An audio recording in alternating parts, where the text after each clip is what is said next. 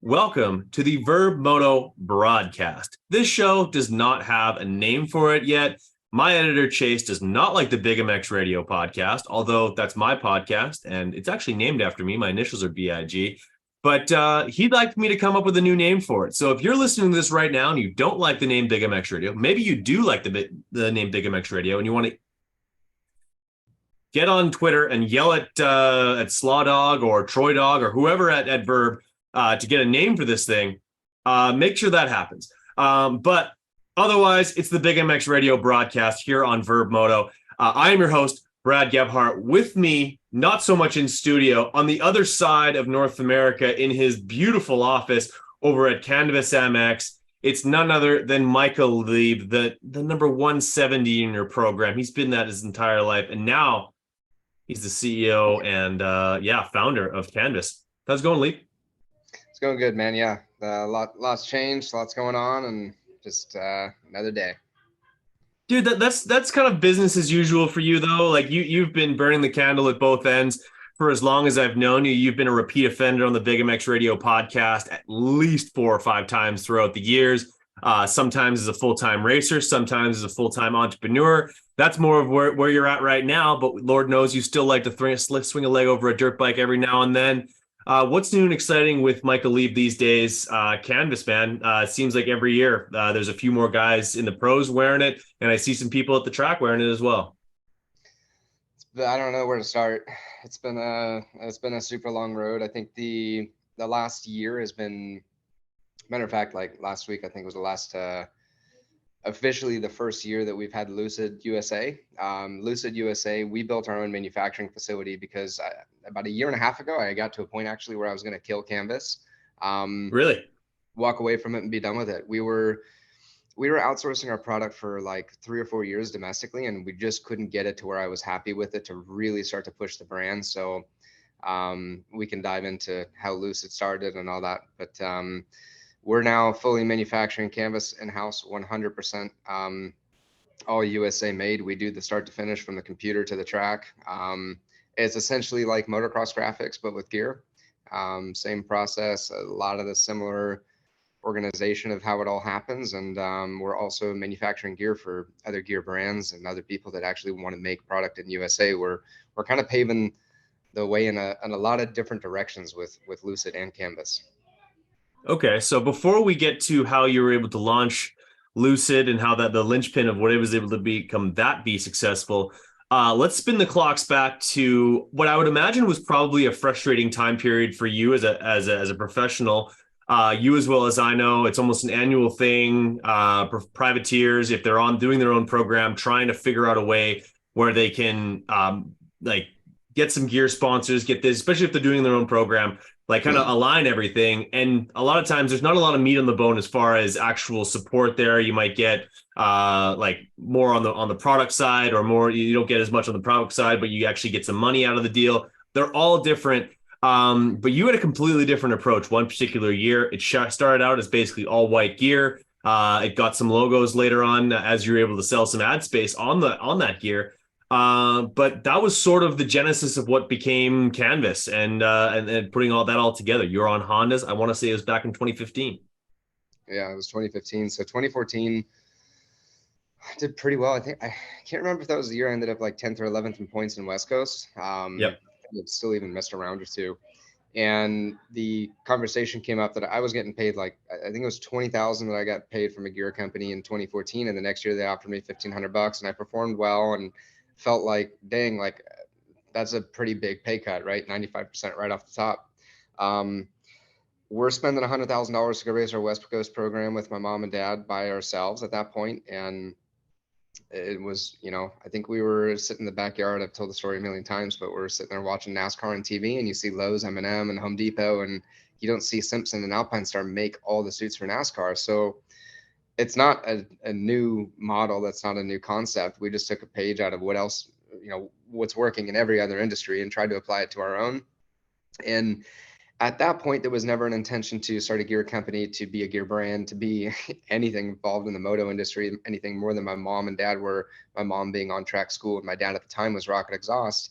And at that point, we just sold title sponsorship stuff. I think we raised like $30,000 between the first 3 rounds, and then everything came crashing down on me in Oakland at round 4, and had I kind of call it a career-ending injury to a certain extent. Yeah, that was altering for you. For those who don't know, Michael, you were as hot shot as it comes when it comes for amateur guys coming out of California. Very well documented, especially with some of the publications out that way. And we're going to get to some of that later on in the show. But you'd mentioned just sort of like at like almost a year ago, or maybe a little bit more than a year ago, wanting to sort of step away from cannabis altogether. Like if it wasn't working or this, that, and another thing. What was the linchpin that said, like we can dive straight back into this, we can actually elevate from where we're at right now, and that's eventually coming together with Lucid or creating it? It wasn't that canvas wasn't moving. Like the frustrating thing was that the demand was there. People were purchasing the product. We had good sales, and we weren't really pushing anything as far as promotion goes. We weren't sponsoring teams. We weren't really sponsoring a lot of riders. So everything that we had done up until 2015 was all kind of organic growth. And the organic growth really just kept kind of going. But the problem is the people that I was outsourcing to domestically in Southern California, you can make jerseys. Making pants is a different animal. No one makes pants here. They don't understand the industry. They're too slow. They're going to charge you too much money. It doesn't make sense. So I had no control over taking our product to something that I think that it needs to be for our industry standard at the least.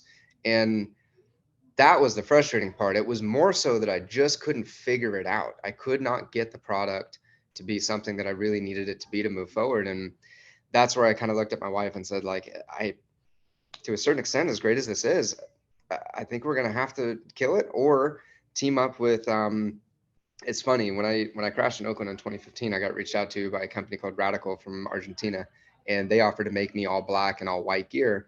And that carried into us coming full circle, and they're my partners here now with Lucid. And the reason that they're my partners are they've made gear for 15 to 20 years. I've not necessarily I couldn't tell you each step of the sewing and each, step of everything in particular. So I needed a team of people behind me, and Ryan Villapoto was also involved in Lucid. We kind of all created this team together to really grow and expand. Absolutely. And of course, Ryan Villapoto being your brother-in-law. Yes. Yeah, so there's a connection there, and a good one at that. And Radical is actually something that sort of came in to sort of the public eye as far as North America is considered when you did the racetrack Supercross IB Corp Yamaha team. They were Radical. We're gonna talk about that later on when we get to some photos. That was an interesting year, but that was the first time that sort of that brand, that manufacturing process, or that the supplier really became sort of not like common knowledge to those over in North America, and something that eventually blossomed into what we have now. Yeah, no, exactly. Radical's been, I mean, they're family to me. They're super cool, and the IB Corp experience was very interesting. But yeah, I mean, there's been a lot of places that I've been in the world. I've met a lot of amazing people, and it's cool because especially when you're racing, you don't know what's going to be your next step and where you're going to go after the fact. But there's so many people that I've met throughout different countries that have played such an important role in the next pages and chapters of my life that have been unfolding. And it's cool to look back on, and I'm super blessed to have been able to do all the things that I've been able to go do and go see. Certainly. So let's talk a little bit more about the manufacturing process and just working with canvas. Like one of the things I love about like being able to possibly work with canvas, like just as a consumer, is the fact that there's dealerships where you can walk straight in, not totally unlike those video game consoles at the a Best Buy or whatever. We used to spend all kinds of time on those. You can just go in, design your stuff, and like, can you purchase it straight through that kiosk, or how does it work? So the kiosk is essentially it's not 8 feet. It's like a 6 foot tall iPhone, and Yeah. it grabs your attention, right? Like you're sitting in this dealer, and I don't know if your kid's walking around or whatever, and he wants to go touch something and play with something like that and kind of create his own gear. But you can design your own gear. You can purchase it. It's a massive iPhone. You can purchase from your mobile. You can purchase from anything. We have a 3D design integrative tool in our website where you can adjust color, upload your logos, upload whatever you want, and yeah, you could purchase it straight from the dealer's floor. That's super cool. And the other thing that I love about that whole deal is that dealers themselves, very much like I'm big, I was big into the mountain bike world and even the road cycling world, is so many shops, like they have their own jerseys. Like, you know Yep. what shop you run because everyone at that shop, like they all run like for like it's Olympia here or there's Gourds or whatever it happens to be. Mhm. And you almost feel like you're part of an exclusive club, and teams and dealerships can sort of like use that to sort of market themselves and like also just sort of fly the flag and let everybody know just how many people are purchasing their stuff within a certain area. I got to imagine like I think you've been working with Let's Ride a little bit and stuff like that. I imagine that later down the road we're going to see some like Motorsport Hillsboro, and stuff like that coming down the way. Maybe even a Chaparral down the way. I think that's been, and not that you're asking the question, but like, I think that's the hardest thing for me with canvas is I raced dirt bikes my whole life, and I'm learning and learning quickly on all the different ways that canvas can be integrated throughout different industries in different ways. You can have shops order custom gear. I can now offer dealer gear, right? So like I have a big pitch, like including the dealer kiosk. What we also offer for dealers is, by the way, they get 40% margin on anything purchased at the dealer, and you're involving a dealer on e-commerce inside their store, right? So something that they would never be able to be a part of, we've now integrated that through ViewSonic, which is awesome, and they're partners of ours too.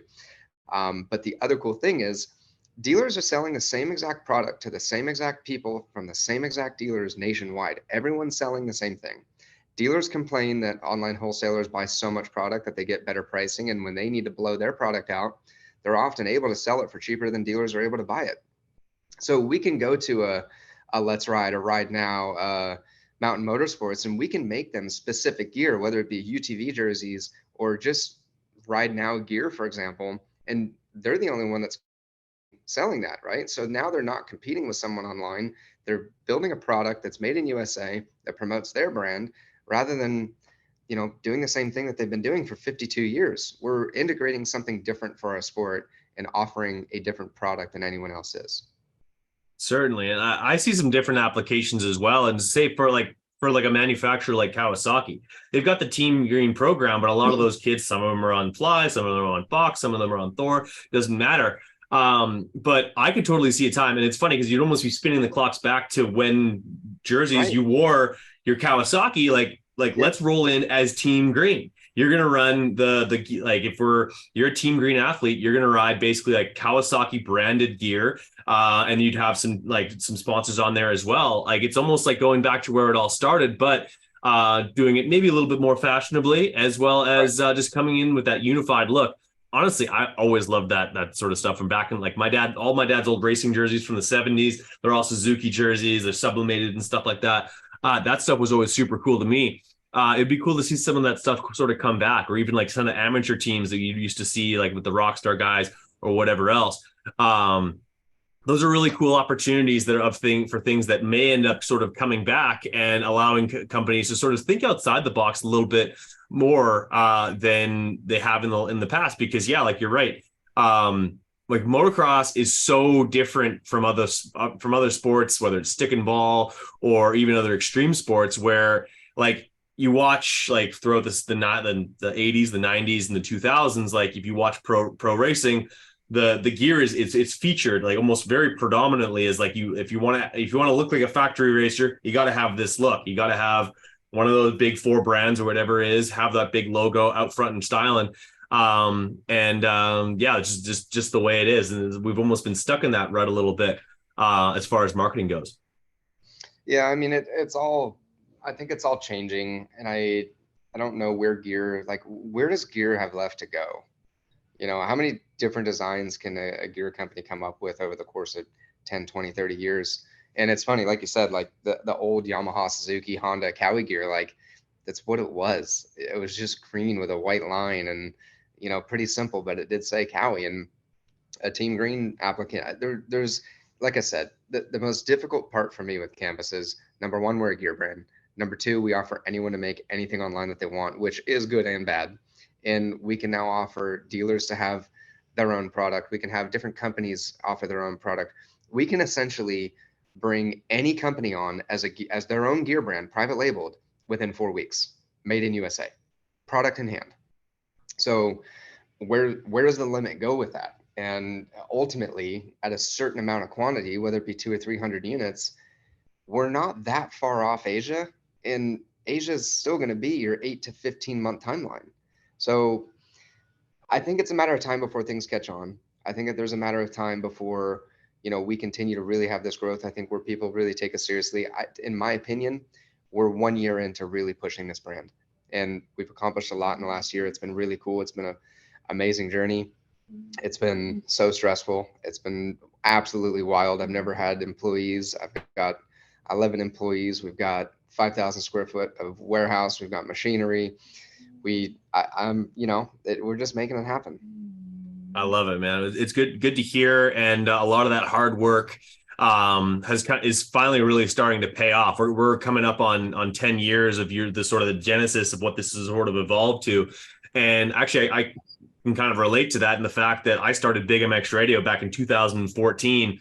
It took me 950 podcasts, a ton of, and then finally for like swinging the axe for damn near 10 years before Vurbmoto was like, yeah, you're actually good at that, so we're going to make you do that for us. And then also a bunch of other things that I do for Vurb nowadays.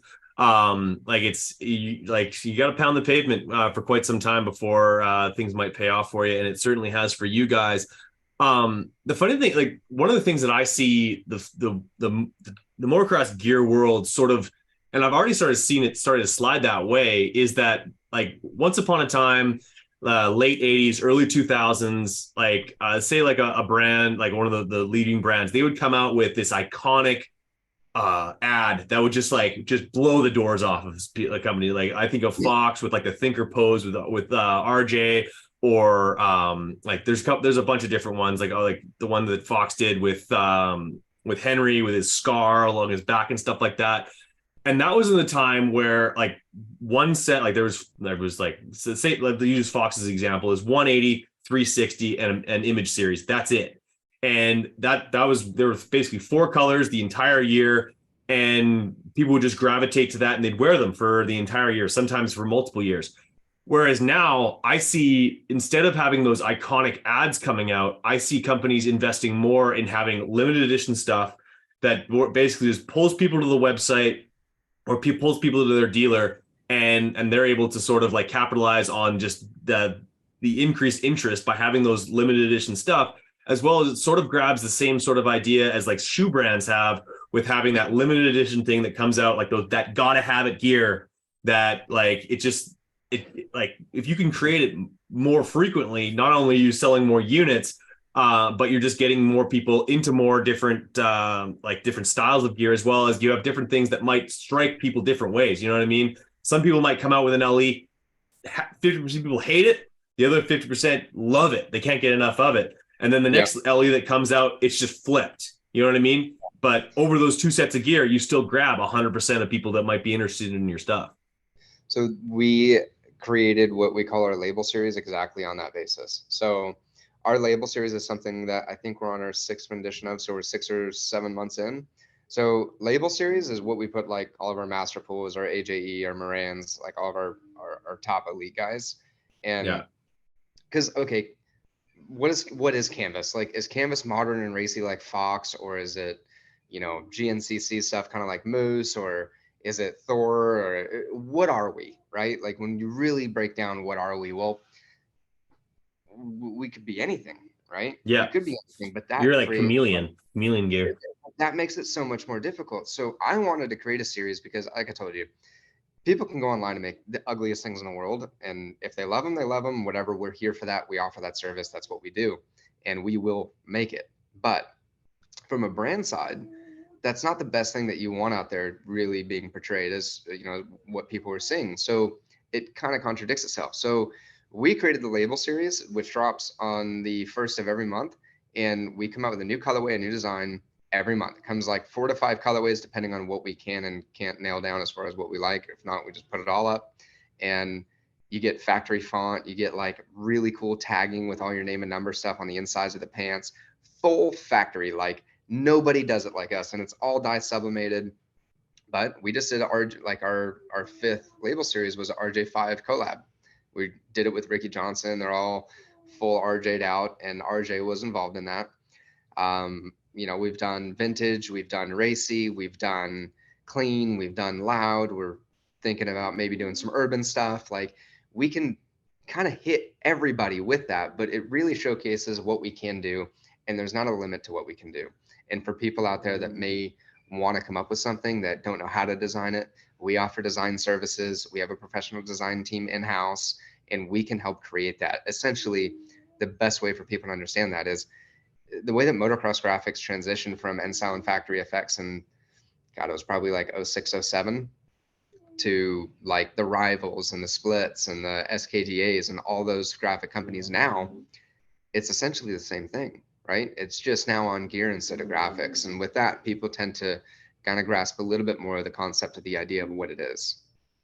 Certainly. And you can sort of kind of like tap into people's creativity a little bit with that, especially when it comes to designing their own gear. But I really like the whole label idea and the fact that, like, say if there was like 4 different categories as far as when you have like woods and off-road, guys who are like more of a vintage look, guys like want something a little bit more loud or something like completely out there. You say you made four sets of gear in each one of those categories. That's 12 months of the year.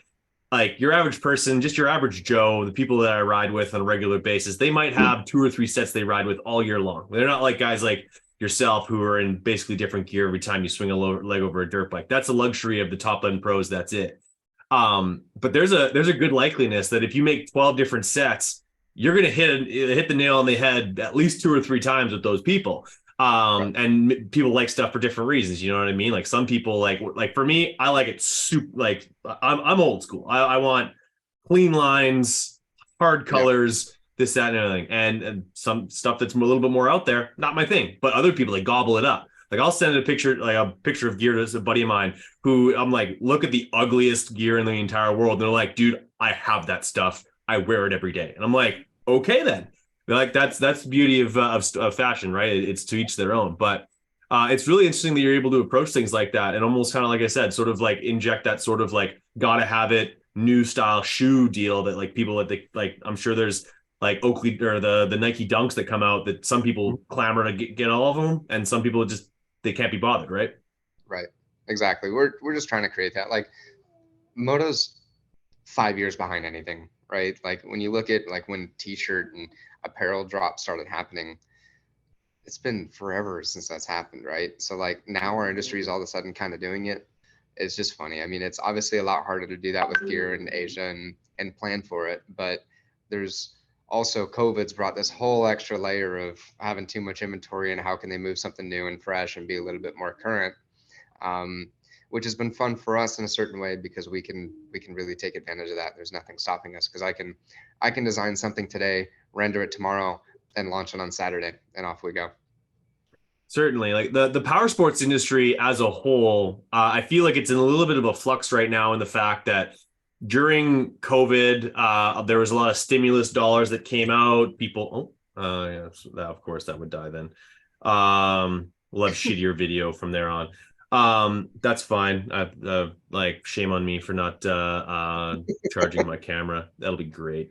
This will all make the video too. But like, there was a lot of stimulus dollars. People had time. People had interest to go do things outside. They go buy side by sides, this, that, and another thing. But a lot of those things are cyclical. Not everyone buys a brand new bike every single year. A lot of people, they get a little bit extra mileage out of their stuff, as well as unemployment is about as high as it's ever been in both Canada and the US.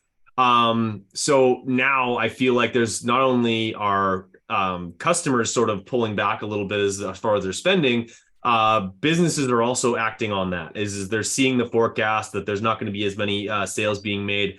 How is Canvas feeling that? And what's your viewpoint on like sort of the current flux of the power sports industry? We're the worst person to ask because we really Awesome. really started marketing and pushing in October. We've never had a team. We've never had, top 10 riders. We've never had a lot of that stuff that we've had this year that we paid and put a lot of money into. We're up 40% on last year. So we're way up. But again, we've not really tried to make an impact in that direction until October last year. So we're super backwards, but being a gear manufacturer, we're obviously talking with a lot of gear companies. And I always, it's something that maybe I don't understand, but I would love to be a fly on the wall when the meetings were had of like, hey, here's COVID. There was $3 trillion injected into the US market, maybe more. I have no idea. Do not quote me, and I don't want to hear about it if I'm wrong.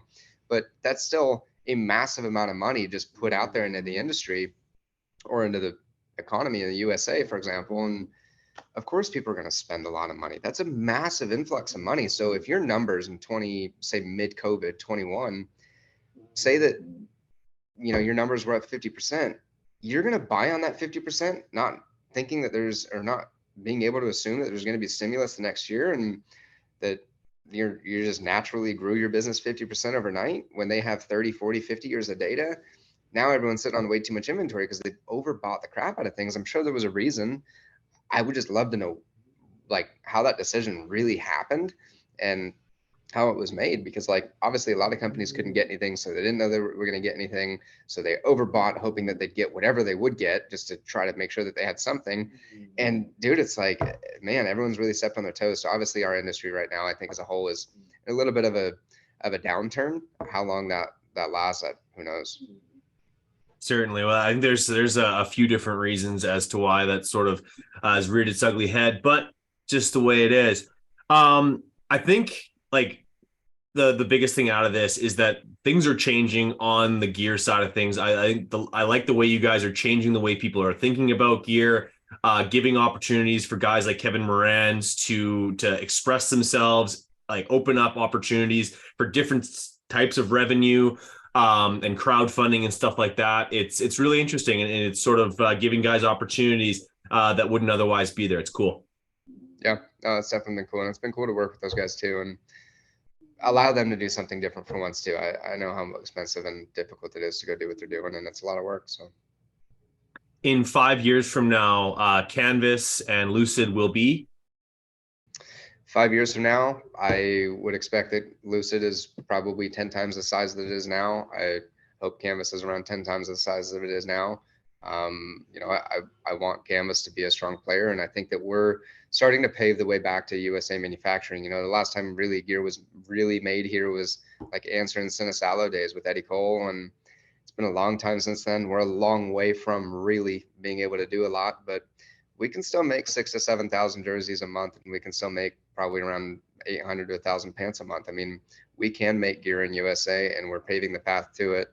We can probably 3 to 4 times that within a year or two, I would think. So I want to bring that business back here, and I think that it should be here. I think that we can do a lot more cool things as an industry, not just Canvas. I think for other gear brands can do a lot more exciting ventures and things that I'd love to see in our sport, and I want to be a part of that. So I'd like to 10x everything that I'm involved in. I love it, my friend. Well, it sounds like you guys are on the path to do so. I think it's time for us to do the very first proper episode of Moto albums. An idea of mine to go, it would be so cool to just go through a photo album with one of my favorite racers, you being one of them. You're essentially going to be episode 1 of Moto albums here on YouTube. For those who are watching, this is going to be a lot of fun. We're going to go through a slideshow of some pictures that are kind of all smattered throughout the career of one Michael Leib. Some there's going to be some laughter, possibly some tears, and everything else that comes between. So if fans were ever wanting to go through a photo album with Michael Leib, they're about to. Sound good? Let's do it. All right. Let's share. I think this is a cool idea. I think that like interviews as a whole are pretty stale. Yeah. So I think like, because like there is a lot of really cool things that you could talk about, and going through photo albums and stuff, like once in a while I'll sit down and I'll go through some old photos, but there's things that you just don't remember. That's exactly it. And yeah, so anything that could sort of jog your memory, that's exactly what we're going to do. So how do I get this to just be a slideshow? Full screen. Go away. Yeah, there we go. Slideshow.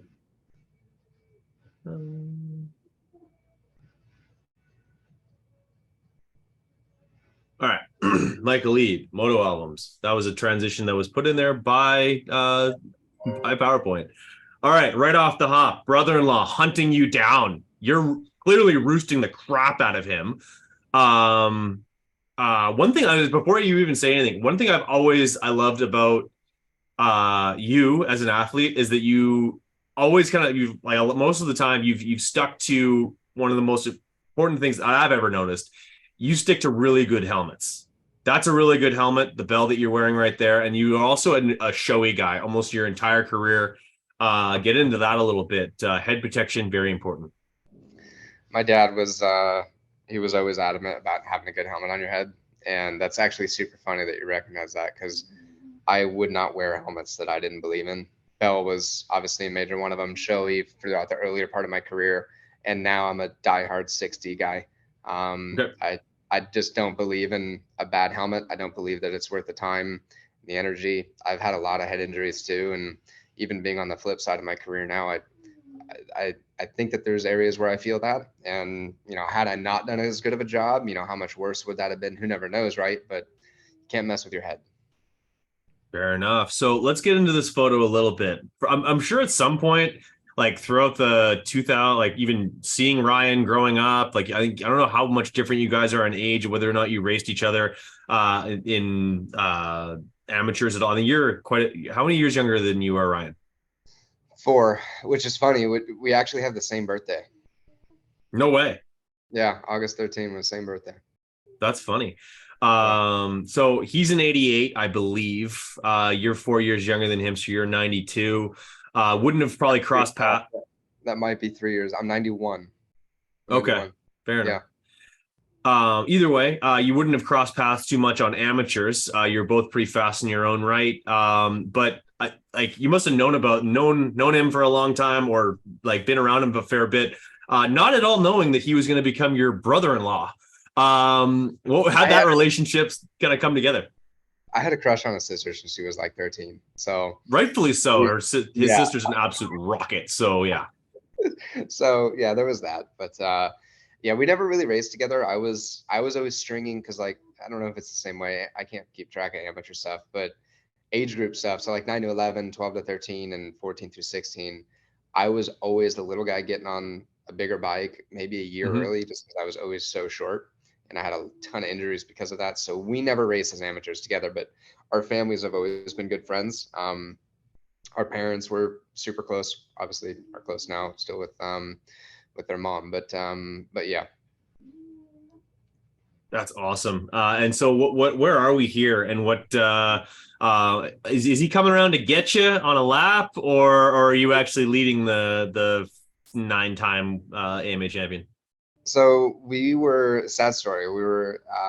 They had just lost their dad. I think this was in 2019. And we were up at ORV, which Ryan is involved in, but I think that track, I don't know where that track's at the moment, but we went up there and they wanted to do like a Memorial Day race. And at the time, like, I'm not really racing anymore. Like, I'm kind of just working and doing my thing. And I got a stock 250. So we threw it in the truck and we're like, all right, let's go. And Ryan's like, yeah, I'm going to race. And I'm like, great. Like, okay, let's go do this, I guess. So we get up there, and the first night, there was a 2-day race weekend. So Friday, Ryan gets pretty hammered and we're having fun and we're hanging out by the fire. And then we like get up in the morning and my dad signs me up for 4 classes, and they're like 15-minute motos. And I hadn't been riding, and I'm like, great, of course. So the last moto of the day is with Ryan. So that's my 4th race. And I'm on a stock 250. He's on a stock 450. So I'm already like way down in power. And Ryan lines up on the inside of me. And I said, absolutely not. You're at least starting on the outside of me. So I moved over and I started on the inside of him. And these motos, I think they were like 15 minutes. And dude, we killed each other. Like, I got the whole shot. I kept him behind me. I rode the widest track I've ever rode in my life. He had just had a brand new AP design helmet painted with a mural of his dad on the back, and he didn't wear a chest protector in the front because like we're just hanging out, like, racing and drinking on the weekend. You're just pelting him. We freaking killed each other for 15 minutes, and I beat him. And then that was Moto 1, and Moto 2 was the next day. And he comes off the track and he takes his shirt off, and like he's just ruined, right? His helmet's all freaking rock pelted across the front. And it was like, I got off the track and I don't think I'd ever been that vapored. Like, we were both completely done, right? So Saturday, next day, get up again, fourth moto of the day. I am absolutely hammered. I'm completely done. And again, I got the whole shot and I led all the way up to the last lap. And with like a 3/4 lap to go, I got a rear flat and he got around me.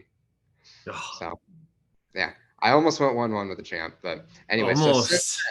since then, I said, no more, never doing that again. Like, dude, we were running it in on each other. We were hitting each other. We were cross jump. Like, it was a brawl. It was not fun.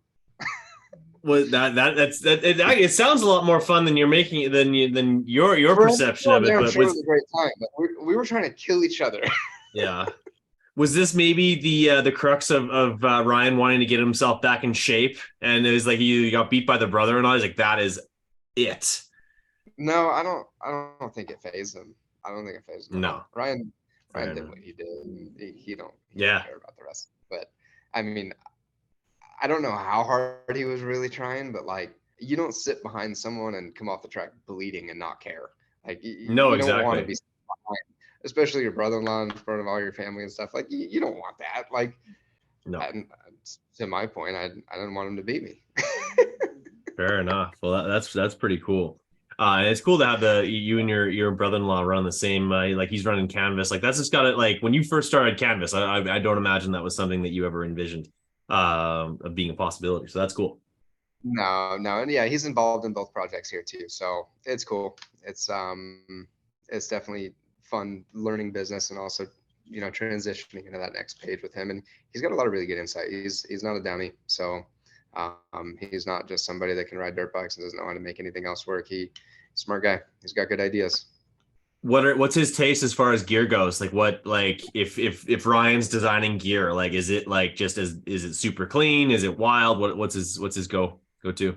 We're talking about it a lot lately, actually. It's I definitely think it's more on the clean and racy side, but like obviously everyone remembers the Volcom Thor kit and Yep. some of that stuff. It's like we're gonna come out with an RV kit here in a few months probably, and we're really in the midst of starting to talk about where we'd go with that. And it's also cool to look back on even kits that I don't remember that he had that I think we kind of want to repurpose in some ways. So stay tuned on that one. Fair enough. I always just remember him wearing a lot of black. But that's We were a probably the lot of cat. He did wear a yeah. lot of black, especially obviously pro circuit days, but that was team gear. All right, let's spin. This is where canvas sort of like the one picture sort of where we all got started, but also an opportunity where you were able to ride for, I believe that's for Puerto Rico. What are we looking at here? So the picture on the right of all the white gear, that was preseason. So that would have been like December of 2014 going into 2015. And that's pretty much our poster shoot. That was actually at RV's track in his backyard in Menifee that we were riding at quite a bit that year, which was rad. But that's basically what we did. And we just slapped big heat transfer logos of local companies, mom and pop shops of wherever venue we were racing that weekend. And that's what we went racing with. And yeah, it worked. We raised 30 grand in 3 weeks. Like, it was sick. It was cool. One small wrinkle that's sort of included here is you got the Def family hat. Gloves are something that are about as difficult to hit the nail on the head as anything else. When it comes to canvas, the gloves themselves are Def family, correct?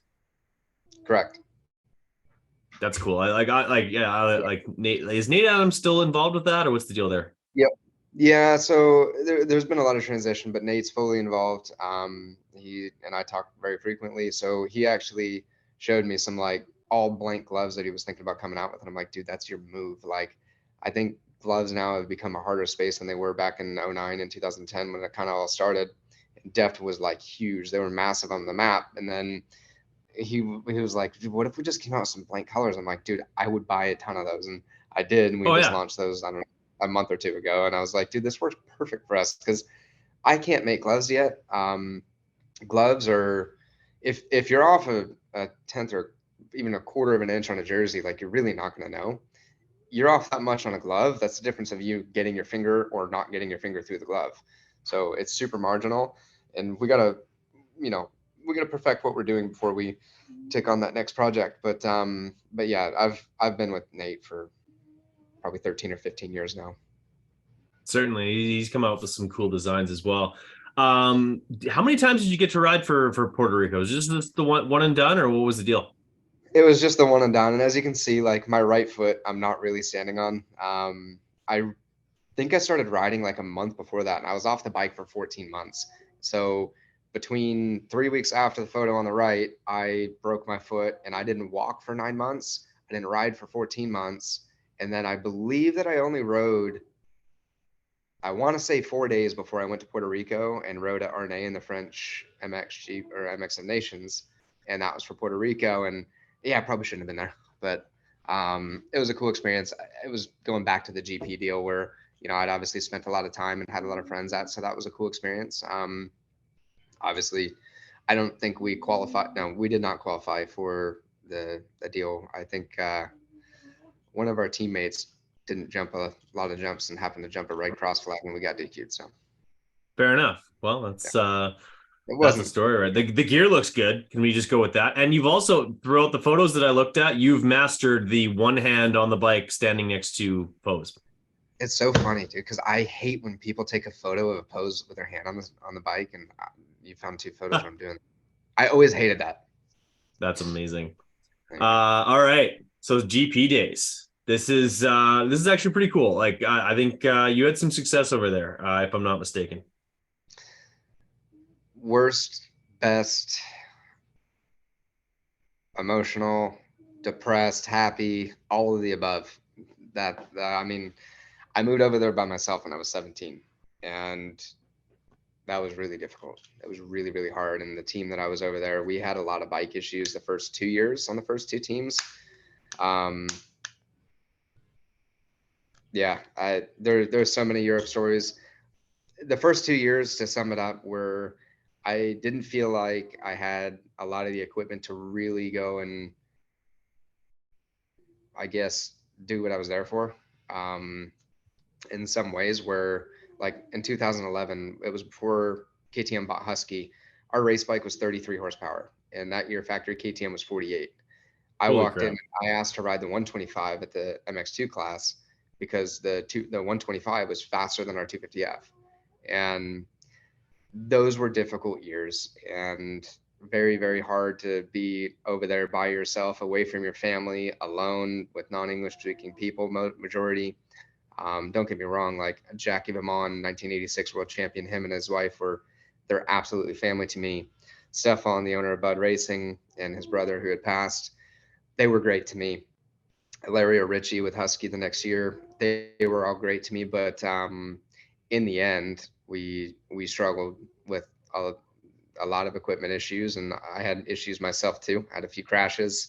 I had a double impact syndrome. I hit my head twice within a week, and was off the bike there for 3 months, but I couldn't really fly home. So yeah, and then in 2011, I think I had multiple top tens through 2010 and 2011. I was, top seven, top six, top eight. I was in there, and I went 7-7 in Fermo, which was the last GP of 2011. And then I had left Europe in 2011, never going back. I hated it. I was done. I hadn't really, you know, enjoyed much of it. I did find ways to enjoy myself. I did find ways to be extremely thankful for, going to 40 different countries and speaking 20 languages by the time I was 21. But when I went back there, I got a call after the first West Coast stint of Supercross that year after 5 rounds in. And Steve Dixon called and was like, "Hey, can you come over and replace Osborne?" Jumped on the plane, went over there, rode the bike one day, and hadn't rode outdoors in like 7 months, and that bike was a 3-speed, so that was interesting. So like first and second gear were together, third and fourth were together, and Holy second, crap. yeah, like fourth and fifth were third gear. So I get on the bike, the thing revved to like 17,000 RPM. It was retarded. The thing was unbelievable, and I remember Saturday, like free practice, time practice, and quali race. I think I was like 6-7, and the quality race, I think I was fourth or fifth. So like I was immediately pretty quick. And I remember on Sunday, I woke up and I was so sore already. My hands were bloody. I was completely ruined. And first moto, I'm so used to being on the start and grabbing second gear, but that was really like starting in third or fourth. let the clutch out, and go bowl, like just Boom. completely bogged, right? So boom, drop first, get across the finish line. I think it was like 37th the first lap. I'm just passing people. I'm going. 15 minutes in, I look at the card, and my mechanic's holding up P3.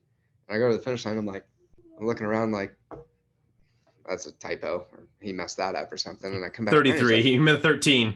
yeah. I was like, no. He's like, yeah, P3. And I'm like, dang, okay. But the GPs then were 35 plus 2 minutes. So I was way disadvantaged. So I was really, really tired even by the end of the first moto. Right. Second moto, gate drops. I think I come around the first turn in like third or fourth, and I pass Van Horbeek, Jake Nichols, a couple other guys, and same thing, like 10, 15 minutes in, I look at the board and it says plus 28 seconds. I'm out front. I'm gone. I'm like, there's no one even in my zip code. And I'm like, no way. So like the brain kind of starts turning a little bit. And like, granted, I went there to really kind of stomp being done with Europe and just go there and say my piece and be done and try to leave there with something positive. And dude, like 5 minutes were left on the clock. We were 30 minutes into this moto, and I pulled a tear off, and I blood smeared all the way across my goggles. And I started looking at my hand. My hands were just completely ripped open. And I got past and I went 3-3 for second in a row. But I never rode the bike, and I blew a 27-second lead. I called my dad. I was so happy after. And he's like, "Are you freaking kidding me? You just blew a 27-second lead." So that's like our inside joke. But yeah, Perfect. first American to blow a 27-second lead, I guess. So whatever. Hey, like making history one way or another.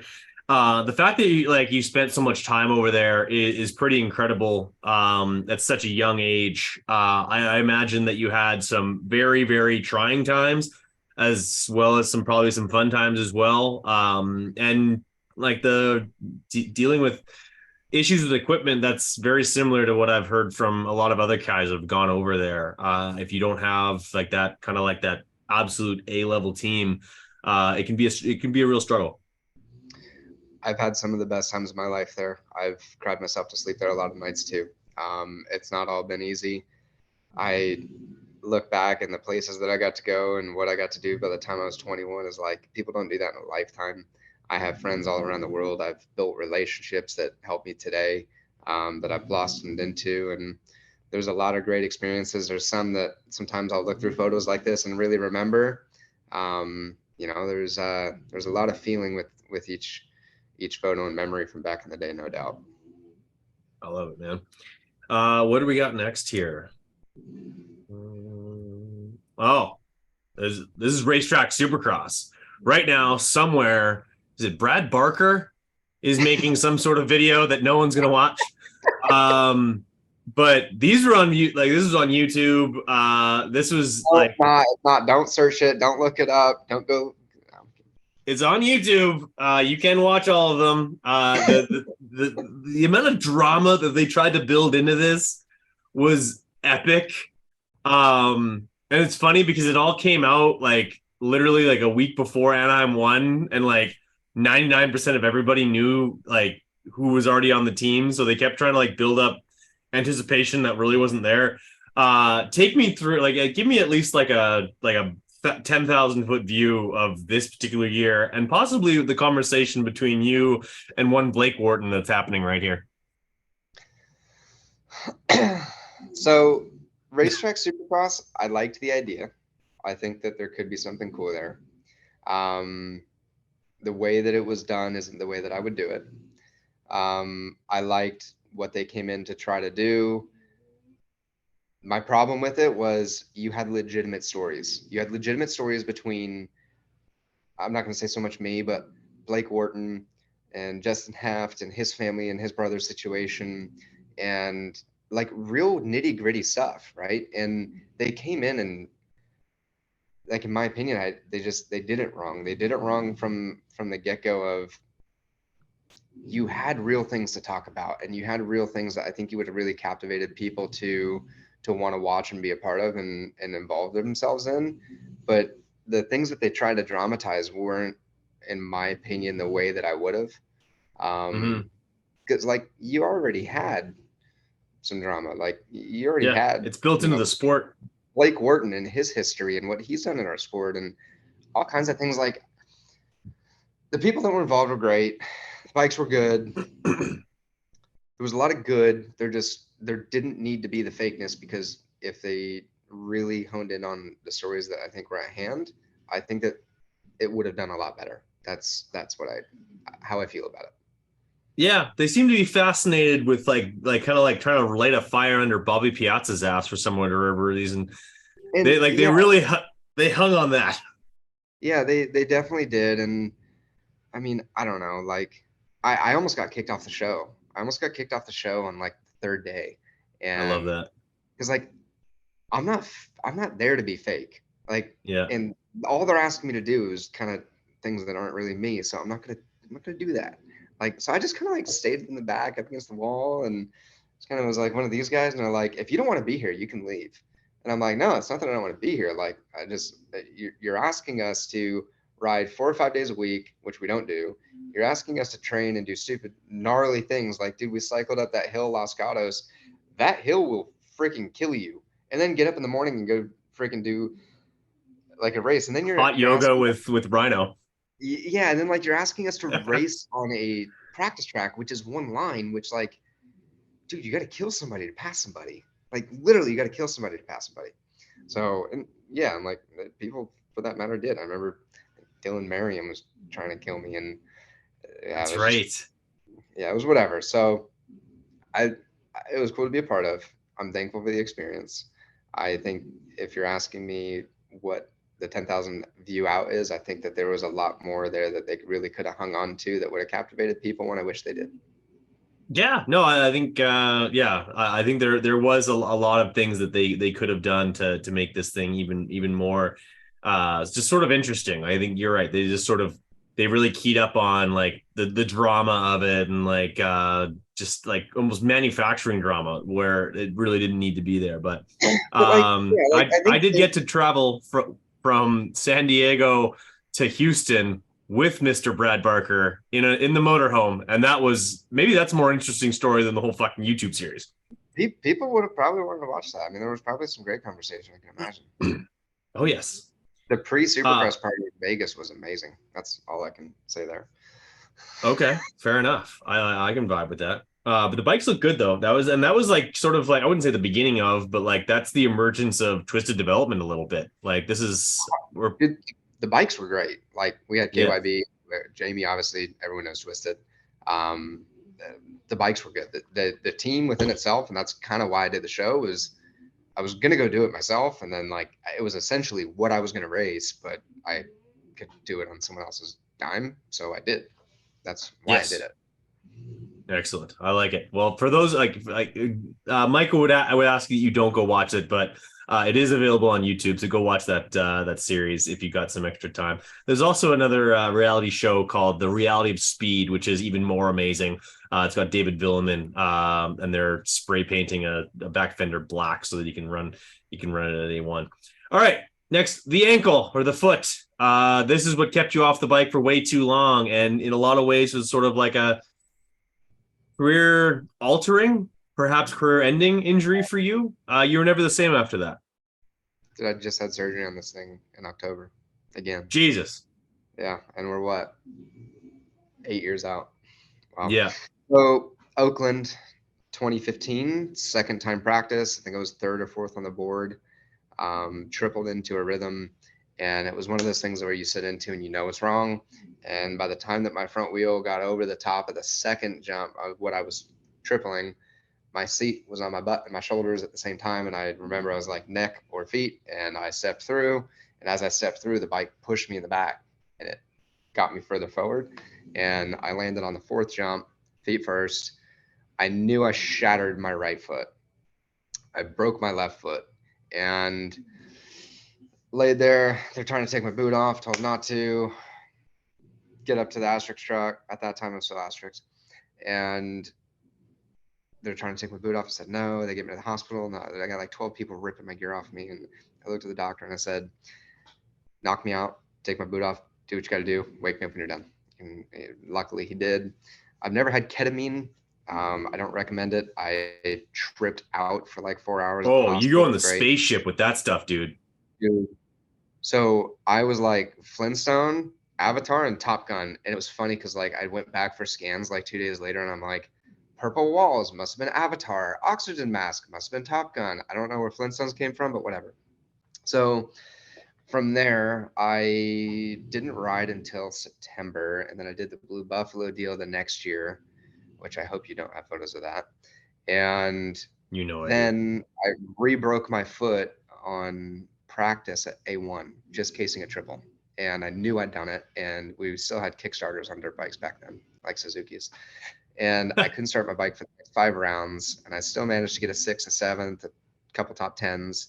And I told Larry Brooks, I said, I'm going and get an x-ray. Sure enough, talar navicular joint gone, had to fuse my foot. I decided to do it, and I waited till after Vegas, and I couldn't even walk. I shouldn't have been riding. And 14 months I didn't ride. 9 months on a knee scooter, and that was like I had broke a lot of bones, but that was like the first one that was like, dude, you can like that was bad. That was the worst one. And then fast forward through that, it really was never the same. Couldn't ride on the balls of my feet, couldn't use my right leg. I'd blow through my left bottom of my boot way before my right. I'd always have to get like a new left boot. Learned to ride with it, did what I did with it. And then like, I think it was literally March of 22. I'm walking my dog and I'm laying on the concrete like 2 seconds later. And something just broke in my foot. So I ended up going to the doctor and they're like, yeah, you got a broken screw and you need to take it out and do the deal and whatever. So I end up starting Lucid. So I didn't have time to go get surgery. So I was just kind of walking on it and it already hurt and it's kind of numb and like I can't feel super great down there anyway. So long story short, I had surgery in October of 22 and they were like, yeah, you should be good in 8 weeks. And dude, 2 months rolls around, I'm not good. 3 months rolls around, I'm not good. 4 months rolls around, and I'm like, okay, yeah, a little better. 5 months rolls around, and I'm like, holy crap, my foot's amazing. If my foot felt like it did now back in 18, maybe it would be a different story. I'd probably still be racing. Wow. That's incredible. And like, I don't know if they had Helen Keller do the stitches on this particular foot, but you must have some pretty nice looking scars on that thing now. It's so everything from the heel to the front of the scar, and now an inch past that, from my ankle joint down, is all one bone now. So my whole foot's fused. I got a club foot. So I can Nice. still move my ankle up and down. I've got zero side to side, but it's tolerable now. Back then it was bad. It was really bad. Well, the tap dancing world championships might be out, but maybe a trip back to Loretta's at some point. I'm going this year for the first time since '09. I'll see you there. Yeah. First time since '09. I like it, man. Well, let's get this thing off of people's screens so they can move on to the. Oh, there we go. Blue Buffalo. I only imagine what's going through Kyle Defoe's mind. He had to attach those damn things and do the graphics on them. I think that's also where the two of you guys started working together. It might have actually been a little bit before that. But yeah, take me through the Blue Buffalo Slater Skins Yamaha team. Yeah, you actually you hit. I also just threw in Barn Pros just because you were part of all those like kind of like satellite Yamaha teams of like the late 2010s of like all probably equally awesome and terrible in their own right. So, excuse me. Barn Pros, we're gonna do a Barn Pros deal. I was always the guy, and like I can't thank my dad enough for like always being sure that I had good equipment because we always did. But like motor and suspension was always key to me, and that was way before any of the other stuff really came into mind. But the Barn Pros deal, like it never actually happened. Like we took that photo and then we were gonna do something for the next year, and I can't even what year would that have been? I think I want to say that's the end of 17 into 18. Because the following year on that team was champion, and I want to say Politelli? But I'm still wearing the Deft hat from 15. Yeah, I maybe. think that was somewhere in 16. That could have been 16. Yeah, you're right. But all those years blend together for me. I'm not gonna lie to you. I don't, yeah. So number 61, what year would have been number 61? That's 15. So Is that this had to the be tail going end in. of? That had to have been the tail end of 15. That had to be. Okay. Oh, damn it. Go back. Oh my God. Well, we're getting there. We're getting there. So then I end up, Larry Brooks calls me and he's putting together this team, and it's with these Slater shields. And, anyway, I went that route because the motor and the suspension package were phenomenal. And Larry Brooks is Larry frickin' Brooks. Yep. And Kyle started with me in 14. So this would have been our third year together. Um, Funny enough, in Oakland, the year that I got hurt, he actually chopped his finger off, like that much of his finger. Hmm. So yeah, Oakland's not good for Kyle and I. But yeah, the bike was phenomenal. The Slater shields were absolutely miserable. The handguard side of them were so flappy that every time you go in the whoops, they tap you on the fingers. It was the most annoying thing in the world. But the bike was good. The bike was Okay. great. That Yeah. was the year Yeah. that Enzo I suspension broke. on there. Yeah, so if you look at any photo from that year at the races and you look at a photo of me in the whoops, I'm on one leg. I do notice that about you on most photos. Your one foot is off almost all the time. My right foot's tucked up against the clutch cover all the time. Hmm. Yeah. Neat. So fun It's fact. just like a motocross career one footed. That's one of the things I wanted. I've asked like guys like Dean and like even guys like Weimer who dealt with a lot of injuries too. Is there are a ton of racers who race their entire career like at absolute best they're maybe like 90, 85% of what they could have been had they not had this injury, that injury. You know what I mean? Yeah, I mean, yeah, I don't know. It's hard to say. My foot was bad. Dean's obviously been through a lot. Jake, I remember having some injuries.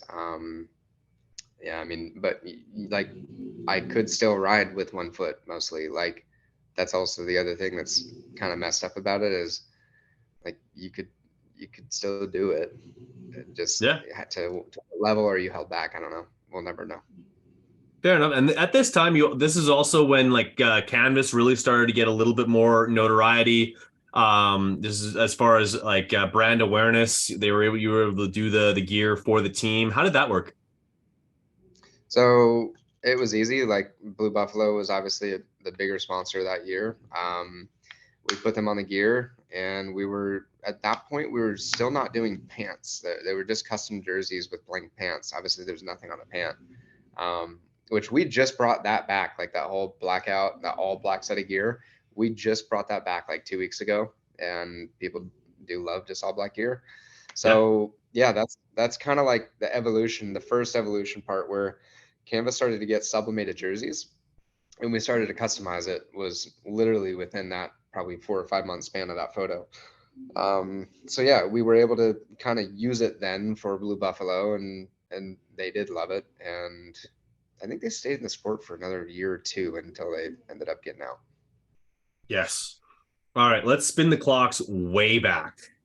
Let's go mini days. Now, the picture on the far like you're not actually a lot taller today than you were in that photo. But yeah, tell me like you're doing some testing on some KTM 65, like maybe a back-to-back test, and you had some ripper like 65s, dude. Dude, our bikes were sick. My dad always had me good bikes. He always had me good bikes. So yeah, on the far right, I was a test rider. I hope I don't mess this up for Dirt Bike Magazine, Yes, that's with dirt Ron bike. Lawson and yep, and all the guys. So we'd always done that, and yeah, I think that was like the first time that I ever rode a 65. I remember that photo shoot. Like I still vividly remember that. And then the middle Captain shoot is cool Serious. because that's 2003. That was my first ever championship. Shoot, second championship. I won World Minis Is that that Vegas? year with Yeah, that's World Minis. Yeah. Yeah, that's World Minis. And Landon Courier and I, who are still best buddies, um, we battled each other pretty hard. I ended up winning that race. But dude, look at how high up my front brake and my clutch levers are. Holy crap. Yeah, Yeah, no like that was kidding. real. Yeah, that was real. And I Did Shea remember Bentley I had set those for you? dude. And my dad, I always tell my dad he's such an idiot. I had the biggest ape hangers on my freaking 65. And then like you fast forward, well, maybe not fast forward, it's probably around the same era. Like that was kind of around the Carmichael bend when like his Yeah. bars were on the gas tank. Yeah. Um, You look so like yeah, Pastrana in this photo. What are those like ATV bars? dude, they're ape hangers. Yeah. So yeah, and then the photo on the far left was like probably the sickest 65 ever. Um, that was for a dirt bike magazine photo shoot, and they did a big feature on my bike, and the thing was like, I wish I still had that bike. That bike was sick. Didn't they do, or maybe it might have been a KTM. I want to say it was a Cowie though, because I remember I was a Cowie kid, and this was like right in around that time. Where like I think they did like they had your bike on the cover of either motocross action or dirt bike. And that was super super cool. It was like the title of it was like the sickest mini ever or something along those lines. I can't remember if it was a 65 or a. Dude, I did it. So I rode for Champion Cycles the year before the photo in the middle, which I guess would have been same whatever. But Yeah. I did have a pretty sick KTM 65 too the year before. I always had sick bikes, and they were so fast. I always had fast bikes. Yeah, those things look sweet. Did you ever end up having like right side or I guess inverted forks on a 65? I know those came out for a little while. Like these are all conventionals. I don't remember. Fair enough. Getting the Race Tech in there. Thanks to Race Tech. You can save by mentioning Big MX Shredder with Race Tech. Like how much testing did you get to do as a kid? Like and was it like pre-production like stuff like that, or was it just like magazine tests? Just magazine tests. I did a lot of magazine tests. I did a lot of endurance testing for Cowie for a while, on 65s, and we even did like some ATV stuff and all that. But You did ATV stuff. Oh, I wish I had yeah, found some photos of yeah, that. this is a good one. I wish I had a photo of it, but it was Baggett, me, and the Tedders, and we had to run. It was like a KX80 ATV, and it was at Elsinore on the backtrack, and we had to run this thing for 8 hours a day for 4 days, and it was so much fun. It was so rad because like Elsinore was the track that you'd water where you can literally just do donuts and keep going in Mm-hmm. the same direction, and it was actually super fun. Well, your amateur career, dude, your entire amateur career lived through maybe the most well-funded, like there was great bikes, there was great times, there was great sponsorships, all the way until like the bubble burst in 2009, and then you turned pro. So it burst in 2009, and that's actually what prompted me to go to Europe. So I won the Res in 09 and 250B mod. I think it was no 250B stock, and I couldn't get free bikes. We bought our bikes that year, couldn't get free bikes the next year.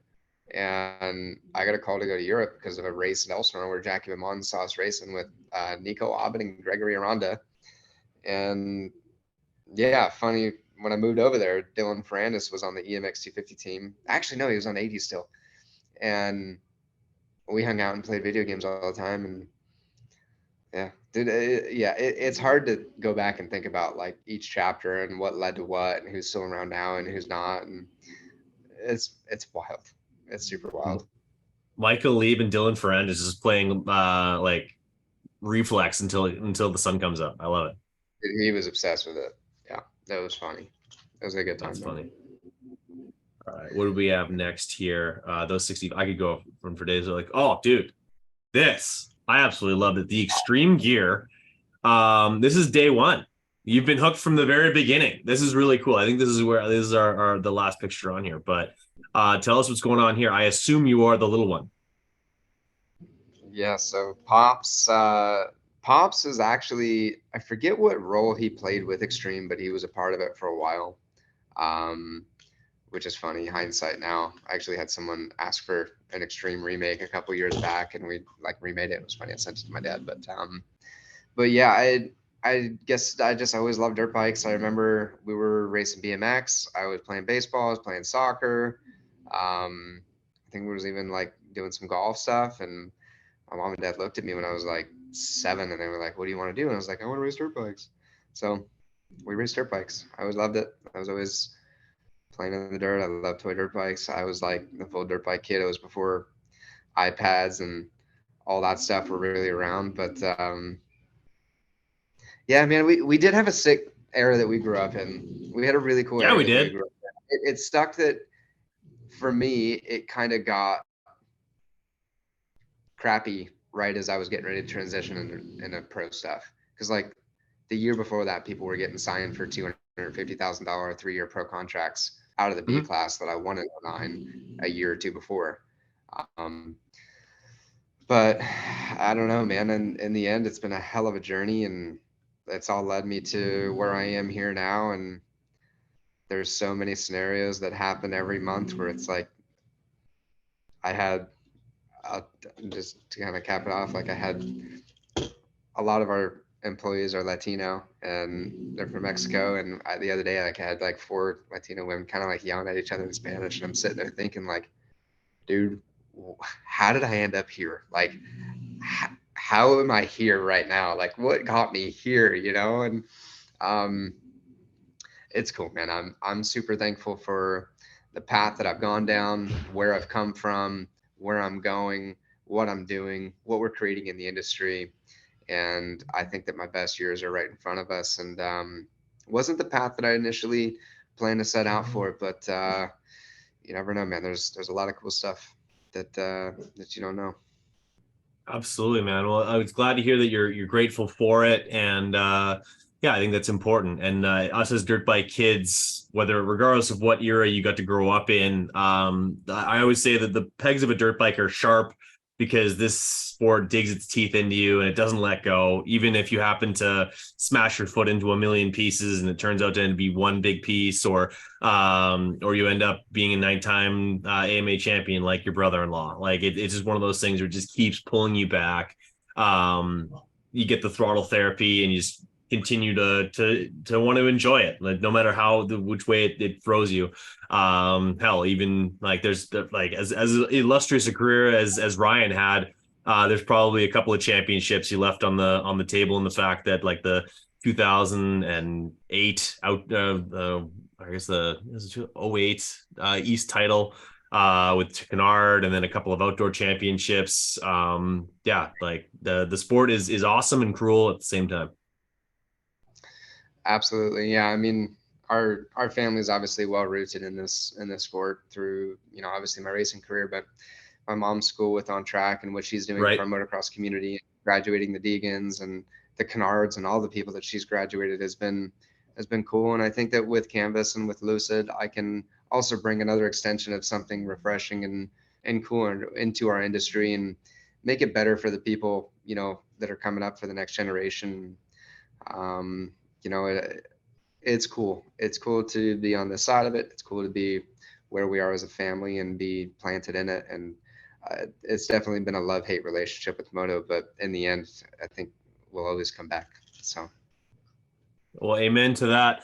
Michael Leib here on the Vurbmoto broadcast. Thank you so much for making some time for us. Thank you for being the first official um, participant with the Moto albums. Going through some photos, rekindling some old memories. Hopefully, that was a fun experience for you, except for the Blue Buffalo thing.